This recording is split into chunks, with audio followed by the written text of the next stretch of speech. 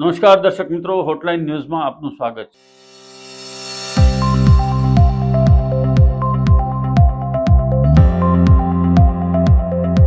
જ્યારે પણ ગુજરાતની અંદર ધાર્મિક તહેવારોનો માહોલ શરૂ થાય છે, એની સાથે સાથે વિધર્મીઓ દ્વારા કાંકરી ચાળો કરવાનું પણ શરૂ કરી દેવામાં આવે છે. તાજેતરમાં જ ભગવાન ગણેશ ઉત્સવ ચાલી રહ્યો છે. આજથી એનો શુભારંભ થયો છે. વિઘ્નહર્તા દેવ ગણેશજીનું આગમન સમગ્ર રાજ્યમાં ધામધૂમથી થઈ રહ્યું છે. ત્યારે વડોદરા શહેરની અંદર બાપાની પ્રતિમા ઉપર ઈંડાઓ અને પથ્થર ફેંકનારા 3 વિધર્મીઓને પોલીસે ગણતરીના કલાકોમાં ઝડપી પાડી અને એમને બરોબર પાઠ ભણાવ્યો છે અને એમનું સરઘસ પણ કાઢવામાં આવ્યું હતું. સમગ્ર ઘટનાને રિકન્સ્ટ્રક્ટ કરવામાં આવી હતી.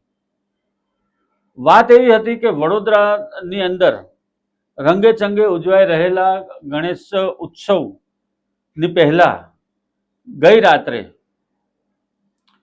બાપાની પ્રતિમા લઈ અને ભક્તો રોડ પરથી પસાર થતા હતા. ત્યારે 3 વિધર્મી યુવાનો, જેમાં એક નાબાલિગ છે એટલે કે સગીર આરોપી છે અને અન્ય 2 આરોપી, એ લોકોએ ધાબા ઉપરથી બાપાની પ્રતિમા ઉપર ઈંડા ફેંક્યા હતા અને એની સાથે સાથે પથ્થરમારો પણ કર્યો હતો. થોડા સમય માટે પરિસ્થિતિ તંગ બની ગઈ હતી અને ગમે ત્યારે કોમ્યુનલ રાયોટ્સ થઈ જાય એવી પરિસ્થિતિ હતી.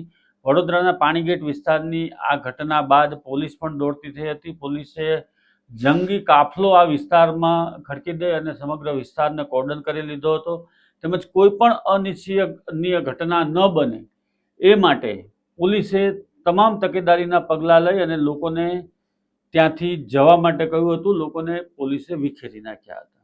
આજે સમગ્ર ઘટના બની છે 25 ઓગસ્ટની રાત્રે માંજલપુર નિર્મલ પાર્ક યુવક મંડળ અને એની સહિતના જે મંડળો છે એ મંડળો પોતાના શ્રીજી ભગવાનની પ્રતિમા લઈ અને પાણીગેટ મદાર માર્કેટના વિસ્તારમાંથી પસાર થતા હતા. ત્યારે નિર્મલ પાર્ક સોસાયટીમાં રહેતા ચંદ્રસિંહ ચૌહાણ સહિત મંડળના 20 સભ્યો ગણપતિ ભગવાનની મૂર્તિ લઈ અને રાત્રે 2:45 વાગ્યાના સમયે પાણીગેટ મદાર માર્કેટ પાસે પહોંચ્યા હતા, જ્યાં તેમના ઉપર ગણપતિ બાપાની મૂર્તિ ઉપર 5 ઈંડા ફેંકી અને નિંદનીય કૃત્ય કરવામાં આવ્યું હતું.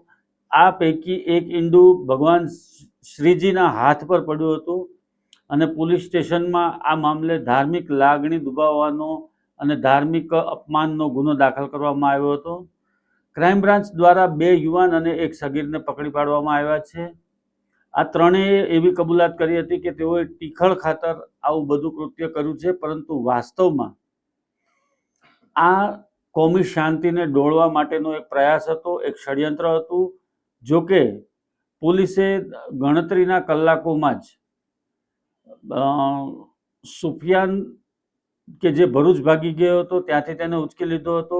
એક સગીર હતો એને પણ પોલીસે ઉચકી લીધો અને શાહનવાજ નામના એક અન્ય યુવાનને વડોદરામાંથી ઝડપી લેવામાં આવ્યો હતો.